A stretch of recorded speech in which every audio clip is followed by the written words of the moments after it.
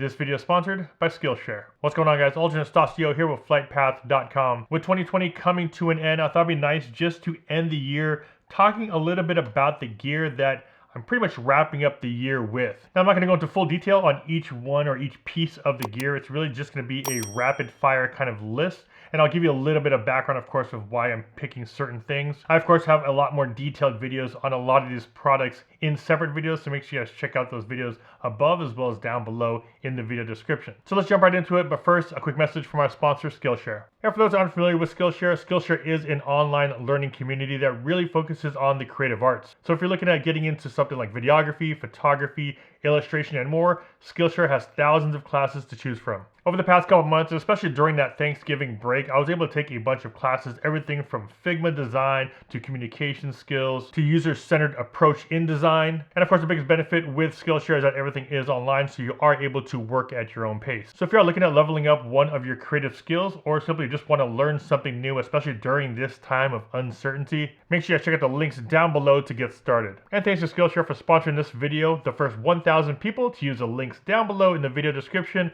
will get free trial to Skillshare Premium. And now back to the video. And of course, the first thing I do want to talk about are the drones. There's new drones that came out this year, like the Air as well as the Mini 2.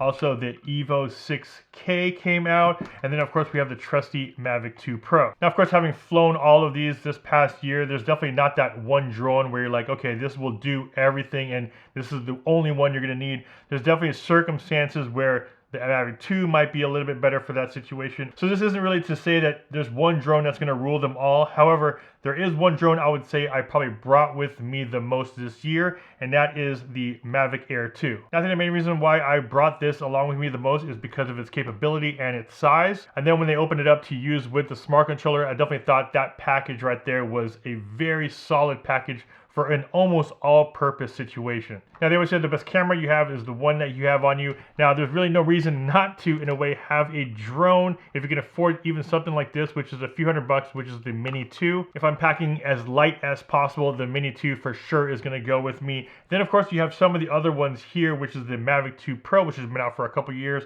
Then we also have the Evo 6K. Now, as far as the Mavic 2 Pro and the Evo, now where would these sit? When would I bring these out? Now, if I know I need certain types of footage to meet certain expectations, whether it be higher quality video or photo, Mavic 2 Pro is of course going to be in my bag, especially when it comes down to those sunrise and sunset shots. The 1-inch sensor on here is something that these just cannot match what the Mavic 2 Pro can do. Now, even though the Evo 2 does have that 1-inch sensor on the 6K, I think the flight characteristics of the Evo 2 just aren't as refined as the Mavic lineup. However, the one big benefit of the Evo lineup is that it does not have the geofencing that the Mavic lineups do. Now, that's not saying I'm trying to go shoot in areas I'm not supposed to. However, there's definitely a bunch of times where you might be able to get into certain locations and you just want to get this thing up in the air, 25 feet up in the air, 50 feet up in the air for a quick shot. And just because of the fact you might be within a few miles of an airport, or it might be restricted to an extent, you're not able to fly some of these because of that geofencing. So when it comes down to the Evo 2, it is very situational at this point, mainly because if I know I'm going to be going to an area where it might be kind of bordering that geofence restricted area, I might just have this in my back pocket, but of course I'm gonna have one of these first. Now, when it comes to accessories for your drone, I normally don't accessorize them too much, even though I've reviewed a lot of accessories for them. I normally try to keep it very, very simple, very light. Most of the time I will just pick up something like this, which is a set of ND filters. Now, if you're curious about ND filters, what they do, how they help your footage, whether it's video or photo, make sure you guys check out my filter playlist above as well as down below. Now, when it comes to the Mini 2, I will normally use something like this, which are freewheel filters for the Mini 2.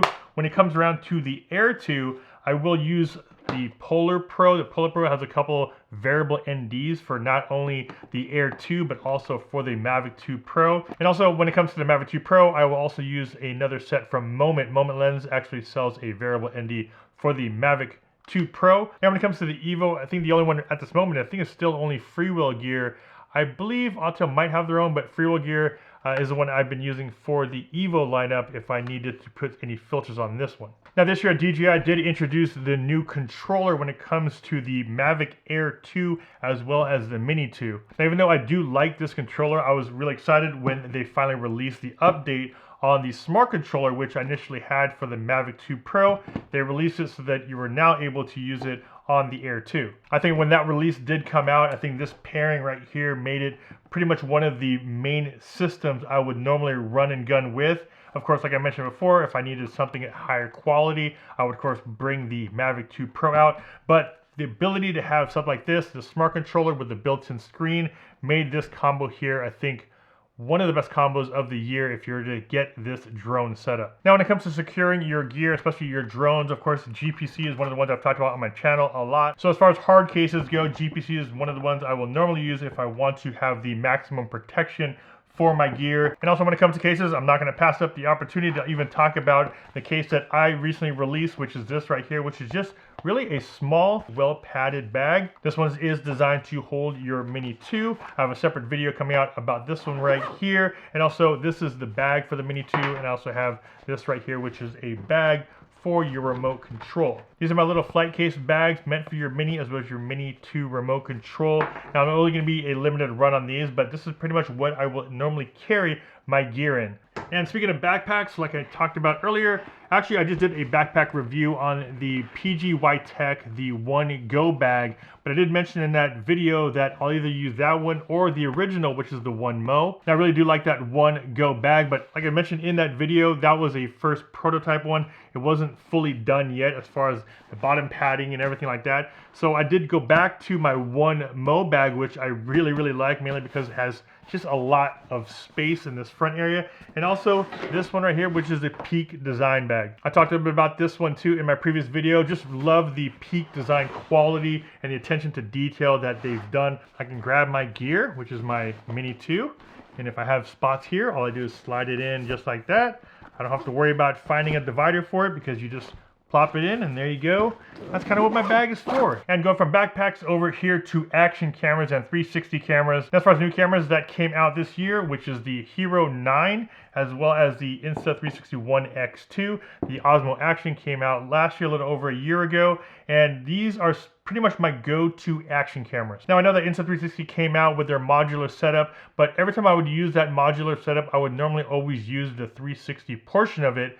But now that they came out with the X2, using this one right here is just, I think the experience is just a lot better. The cameras are a lot closer, and I just really like this slim design and the fact it's now all-weather waterproof. Now when it comes to the action camera kind of battle off, it's always between now the Hero 9 and the Osmo Action. And considering the Osmo Action has been out for well over a year, it still easily competes with the new Hero 9. Now as far as some of the advantages, I think of the Hero 9 are definitely the wider field of view compared to the Osmo Action. The new horizon leveling on this thing is really cool, so if you are moving this a lot, it'll maintain that horizon. Now when we get back to the Osmo Action, even though those enhancements are really, really good, and there's definitely a lot of times I pick up the GoPro versus the Osmo Action, but in short, a lot of what I use the Osmo Action for, I really like the user interface and the user experience on how the menu system works, how these hard buttons work here on the top and the side. These are things that after using the Hero 9, really slow your process down when you're trying to switch, when you're trying to do certain things out in the field. I find myself just having a better full experience with the Osmo Action. And keeping along with the action scene, the tripods that I've been using the most definitely has been this one right here, the PGY Tech telescope. I really like these telescoping ones, mainly because it just gives you a super compact little setup. Now Ulanzi actually came out with this one. However, it does have that same thing. It has the telescoping arm. It has the tripod here at the very bottom. And here at the very top now, it does have this built-in ball joint, which is really nice. Now talking about mini tripods, we now move into the bigger tripods here, which I've been using a lot. Now first and foremost, we have the Peak Design tripod. This thing is amazing for its size and all the features it has in it. Everything built in, just engineering wise, just a beautifully built tripod that's super smooth and light. Then if I'm using something like my Sony cameras and I want to get into vlog style, I will whip out this right here, which is my switch pod. Then we jump over to monopods. Now I've been actually reviewing the iFootage monopod for a little while now. Super solid monopod, and I think one of the biggest benefits of this monopod is how smooth this ball joint here at the bottom, as well as this tripod right here. This is the Komodo KS tripod head, which is super smooth. And then when it comes to a more all-purpose monopod, this is what I've actually been using for the past couple years now, mainly because of this right here. The wide legs of this monopod makes it very stable, especially the fact that I'm a solo content creator. I'm always in the field, and if I'm gonna have my mirrorless camera sitting on this thing by itself while this is extended up about 5 feet up in the air, I trust this one right here because of the fact it has such a wide base. Now, what cameras am I throwing on those tripods? Here I have the Sony a6600 and ending the year off with this bad boy right here, which is the a7S III. I'm also shooting on the a7 III right now, which has pretty much been my studio camera for this year. These two right here have really been my in the field type of gear. I really like the compact size of the a6600, but then when I saw the quality and the options of the a7S III, now with this flip out screen, also one of the biggest upgrades why I wanted to move to it was that 4K 120. Now when it comes to microphones, what's sitting on top of this camera right here is the Sony mic. It's actually a full digital, it has a digital and analog option, but if you have a digital signal, which the a7S III does, you can plug this directly in. You don't need any cables like you would on something like this. This mic right here is absolutely amazing. As far as my studio mic, which is right here, which is a little bit off camera, this is the Rode NTG microphone. So I've been recording everything in the studio with the Rode NTG. Every time I'm away from my camera, and if you see a little lapel, it's normally always hooked up to this right here, which is the Rode Wireless Go setup. And this right here for the a6600, I do have the Deity D3 on here. They do have the D3 Pro, I don't have that one, but I keep it simple, keep it light. This is just the standard D3 that I'll plug in here on my a6600. And on the front of all my lenses, I do have this right here, which is the variable ND. This is from Moment. I really like the Moment variable NDs, mainly because of this outer ring right here. Easy to grab, easy to turn, and you're able to use your existing lens covers on the very front. I actually do use the Polar Pro ones only on very, very bright days because I do have this Peter McKinnon Polar Pro one, but I only have the darker of the two variable NDs. Now, as far as storing all of that footage that I shoot with my camera and my drones, for my camera wise, I do use the Tough cards from Sony. This is a 64 gig. I know they have larger ones. I need to get a bunch of the larger ones, but they are kind of pricey. And I got this one right here, which is the new CF Express A card, which is super fast but super expensive. This is also a Tough card from Sony, and this one right now only works on this for the a7S III. And then for my drones, I do have the SanDisk Extreme Plus card. I will normally always get the 128. These are always pretty affordable, so I always recommend picking up a couple of these. And last but not least, these little lights are pretty key to have in your bag. I used to always carry around just one of the bigger, or like the cube, actual Lume cubes, but now they have these little panels here. This is one from Lume Cube, as well as this one from Aperture. This is the Amaran M9. Something like this is always good just to have in your bag, whether you're on a shoot or you just need to see all of your gear. And for compact lights in the studio, if you want to give some pop, this is a full RGB light. I reviewed this thing a couple years ago, and it's still probably one of my favorite lights.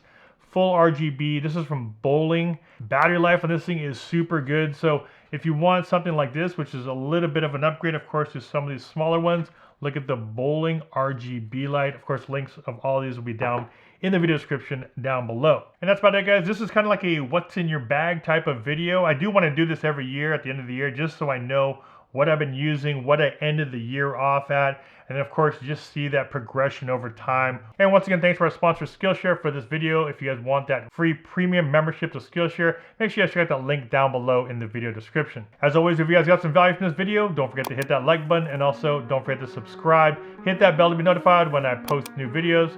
This is Alton Estacio with FlytPath.com. See you guys in the next one. Take care.